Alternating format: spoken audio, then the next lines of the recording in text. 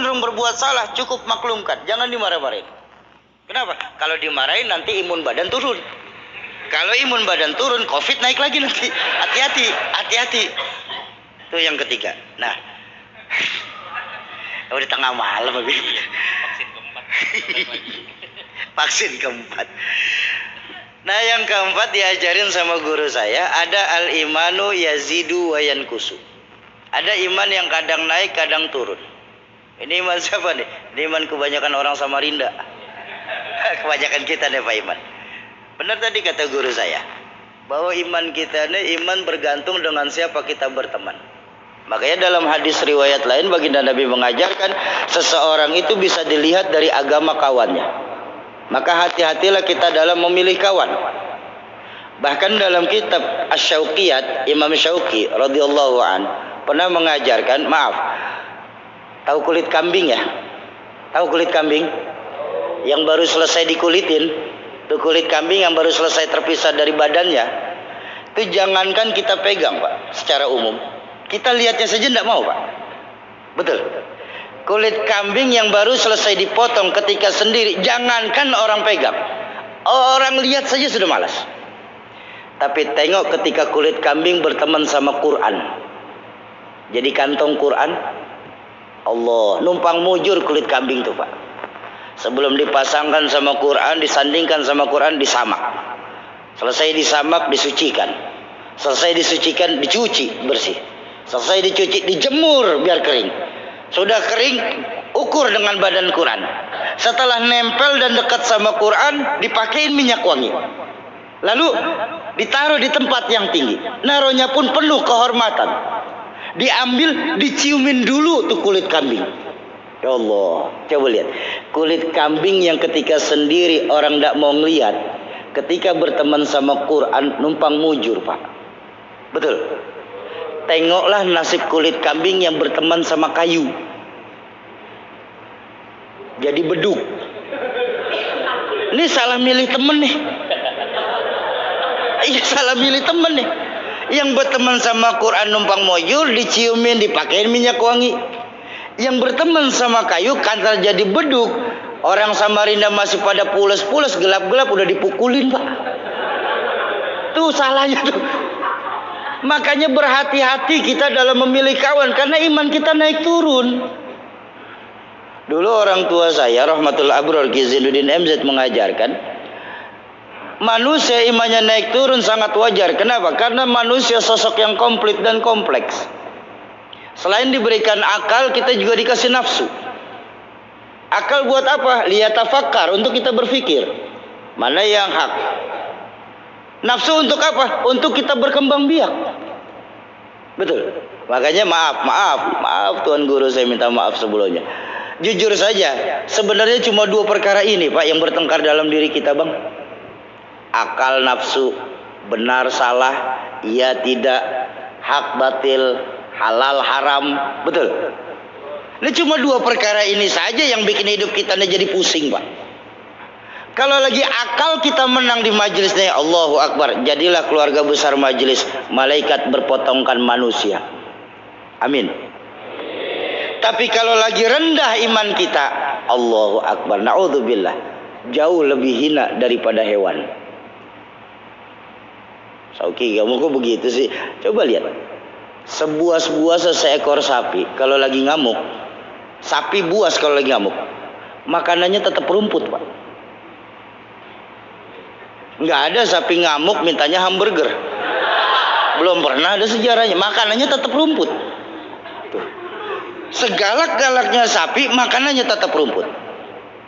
Tapi kalau kita manusia sudah buas, Allahu Akbar, jangan cuma rumput, APBN kemakan, bansos ketelen.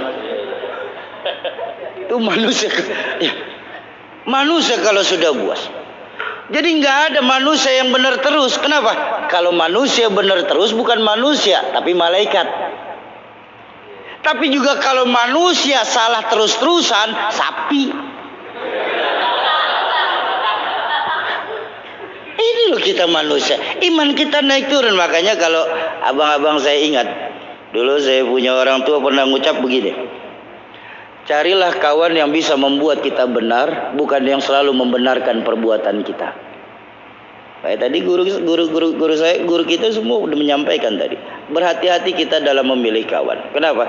Karena kita manusia sebagai zon politik kan, makhluk sosial. Artinya makhluk sosial saling membutuhkan satu sama lain.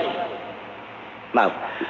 Tadi maghrib Habib, saya ceramah di satu masjid. Saya bilang, sesungguhnya angka kehidupan itu ada 3. Ada angka matematika, ada angka sosial, ada angkanya Allah.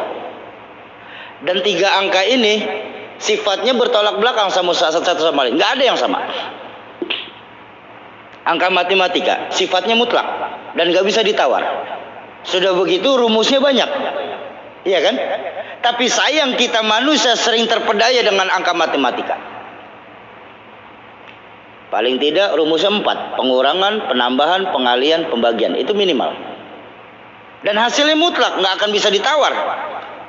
1 tambah 1, 2. 1 kurang 1, 0. Itu matematika. Nggak ada 1 kurang 1 setengah. Karena kenal. Nggak ngaruh. Bener. Mau kenal mau tidak, 1 kurang 1 tetap 0 bang. Kenapa? Matematika sifatnya mutlak. Ketika bertemu angka sosial sebagai zon politik kan, angka sosial Bapak Ibu, angka yang hasilnya itu unpredictable, nggak bisa kita prediksi, ajaib dan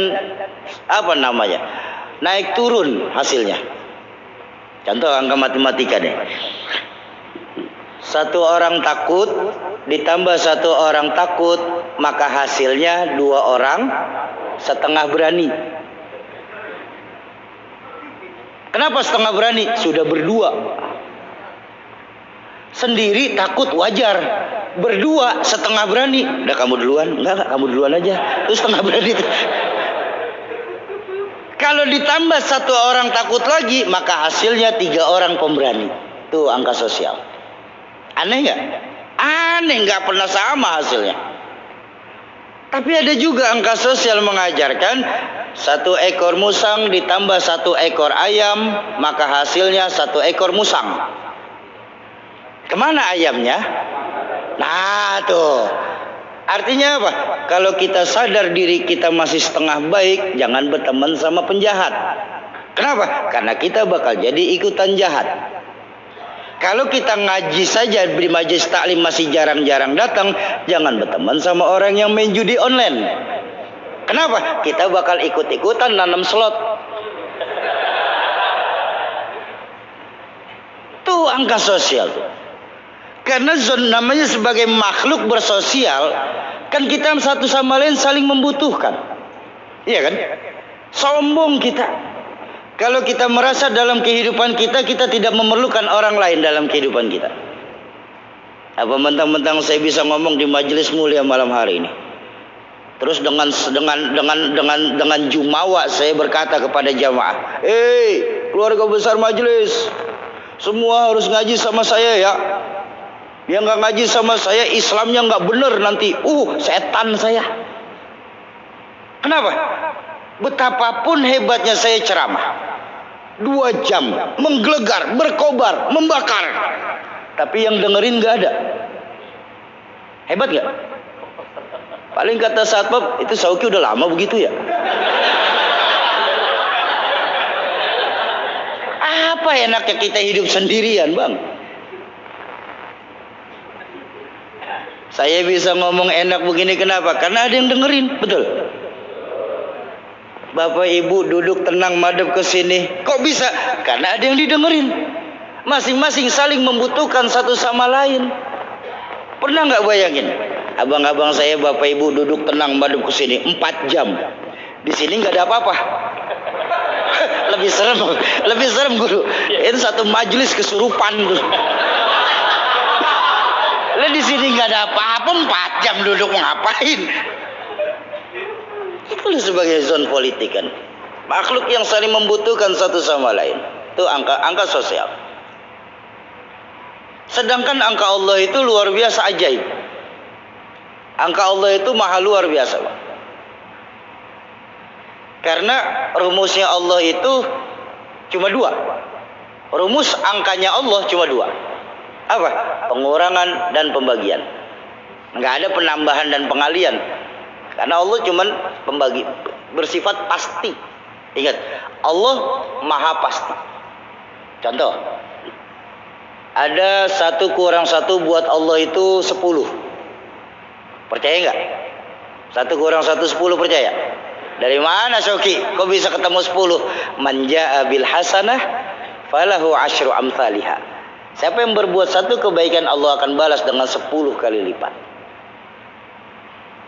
Tapi ada 1 bagi 1 100. Dari siapa Syauki? Hadis baginda Nabi, orang yang melakukan 1 kebaikan akan Allah balas mi'atam marrah, 100 kali lipat. Tapi ada 1 bagi 1 700. Makin ngaco Syauki nih. Nih kayaknya mesti dibawa ke rumah sakit nih. Udah panas tuh Syauki ceramah. Loh, dari mana lu mau Syauki? Kok makin naik bukannya makin turun? Loh, ketika Allah berjanji, innal ladzina amanu mathalul ladzina yunfiquna amwalahum fi sabilillah kamathali habbatin ambatat sab'a sanabil fi kulli sumbulatin mi'atu habbah. Orang yang mengeluarkan harta di jalan Allah laksana memiliki 1 butir biji. Yang ketika biji itu ditanam, pasti Allah akan tumbuhkan menjadi 7 cabang baru. Yang di tiap cabangnya pasti Allah akan tumbuhkan menjadi 100 biji baru lagi. 1 bagi 1 700. Tapi ada juga 1 bagi kurang 1 1000. Dari mana? Utsman bin Affan, Sayyidina Utsman bin Affan. Di mana Sayyidina Utsman bin Affan dalam maqalah, 1 kebaikan Allah akan balas dengan 1000 kali lipat. Makanya tengok Sayyidina Utsman, tidak ada sejarahnya Utsman bin Affan merasa kekurangan uang, kekurangan harta. Betul? Betul. Bahkan yang terjadi, yang sekarang masih ada sebuah rekening di Saudi Arabia atas nama Utsman bin Affan. Yang dana tersebut sudah dibangun ribuan masjid, ratusan sekolahan Islam, dan puluhan rumah sakit Islam. Semuanya gratis untuk masyarakat Islam di sana. Tapi dana yang tersisa di dalam rekening tersebut masih kurang lebih 2000 triliun. Jasadnya sudah hampir 15 abad terkalang tanah, tapi kekayaannya masih Allah jaga sampai sekarang. Kenapa? Keyakinan kepada Allah, 1 berbalas 1000. Ada angka yang maha dahsyat. Apa? 1 kurang 1 tak terhingga. Kok bisa tak terhingga? Ketika Allah berfirman, wallahu yudha'ifu limay yasha. Allah akan nambahkan kepada siapa saja yang dikehendaki. Ketika Allah yang nambahkan, apakah ada hitungannya buat Allah? Makanya guru, saya tertarik dengan sebuah makalah yang ditulis pedagang-pedagang Yaman. Ketika ditulis pada hampir semua barang dagangannya itu, di tempat dagangannya, kaifa akhafu minal faqri wa ana abdul ghani. Kenapa kita mesti takut miskin? Sedangkan kita ini makhluk Allah yang maha kaya. Kita ini aneh umat Islam sekarang. Kita ini mau kaya tapi sama sedekah pelit. Saya bilang tadi, kita percaya angka matematika daripada angka Allah. 5 menit lagi.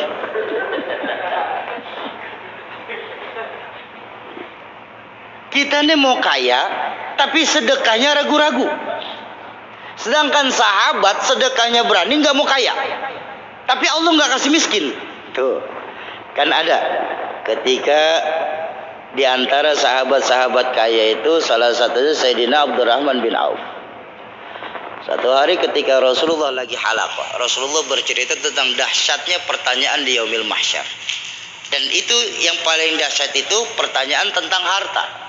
Dari mana kau dapat, kemana kau habiskan. Sayyidina Abdurrahman Auf ketika mendengar Rasulullah berhalaqah, mendengar Rasulullah bercerita tentang pertanyaan mahsyar, Sayyidina Abdurrahman bin Auf nggak bisa tidur malam itu. Ya Allah, harta saya banyak. Nanti kalau sampai harta saya dihitung sama Allah, saya akan terpisah jauh sama Nabi. Sedangkan saya nggak mau terpisah jauh dari Nabi. Tekad, habis sholat subuh pulang buru-buru ke rumah. Ngapain? Buka lemari. Di lemarinya ada duit 75.000 dinar. Beliau bawa sendiri, beliau keliling kota Madinah, dibagikan semua kepada para penduduk Madinah saat itu. Selesai, habis, nggak tersisa. 75.000 dinar semua disedekahkan. Selesai, udah nggak punya apa-apa, pulang girang. Allahu Akbar. Sejarah nih, orang nggak punya duit girang. Allah, sama kayak orang-orang majelis kita nih, nggak punya duit girang, masya Allah. Alhamdulillah, saya sudah nggak punya duit. Berarti nanti saya nggak terlalu terpisahnya, nggak jauh dari Rasul. Pulang ke rumah, masuk waktu zuhur, ganti baju, buka lemari, dia lihat masih ada 25.000 dinar. Allahu Akbar. Ini gara-gara kepucat mukanya. Sahabat ngelihat duit 25.000 dinar, pucat bang. Ini gara-gara kamu nih saya bakal terpisah jauh sama Nabi. Saya nggak mau. Begitu selesai sholat zuhur, balik lagi ke rumahnya, dibopong lagi 25.000 dinar, muter kelilingan Madinah.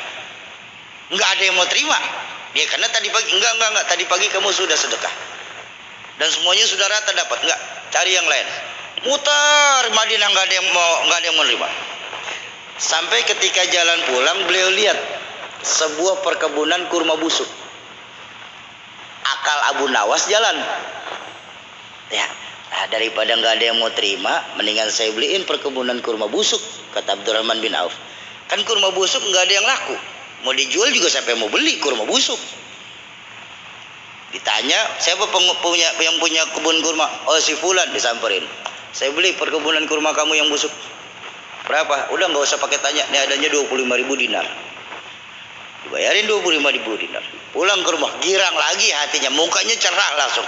Allah, nggak punya duit cerah lagi Sayyidina Abdurrahman bin Auf. Sambil siul-siul jalan pulang. Alhamdulillah saya sudah jadi miskin. Saya nggak akan lama berpisah dengan Nabi. Nabi itu bukan nggak kaya, Pak. Nabi itu luar biasa kaya. Cuma dalam kekayaan Nabi, apa doa Nabi yang terkenal? Allahumma ja'alni miskinan wa alhiqni ma'al masakin. Ya Allah, jadiin saya miskin dan kumpulkan saya nanti bersama orang-orang miskin. Sahabat dulu nggak ada yang mau kaya, tapi nggak dikasih miskin. Itu hebatnya sahabat.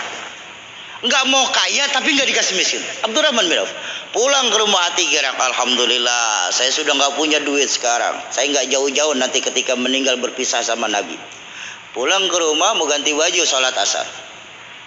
Begitu buka baju, pintu diketok. Karena saat itu Islam belum besar, ya nggak salam. Tok tok tok tok. Siapa? Saya nyari Abdurrahman. Ya saya sendiri. Dibuka. Ada apa? Saya ingin tanya siapa yang punya perkebunan kurma busuk di sana? Iya saya. Ada yang salah? Saya utusan kerajaan dari Afrika. Urusannya apa, Abdurrahman? Kerajaan kami sedang ada virus, sedang terjadi pandemik COVID-19 yang bisa disembuhkan oleh kurma busuk. Maka perkebunan Bapak saya bayarin 250.000 dinar. Gagal miskin gara-gara sedekah. 100.000 dinar dilepas begitu saja, Allah gantikan menjadi 250.000 dinar saat itu juga. Kenapa? Keyakinannya kepada Allah besar. Ini dalam berdagang saja kita sudah beda saat ini. Cara Islam dagang dengan cara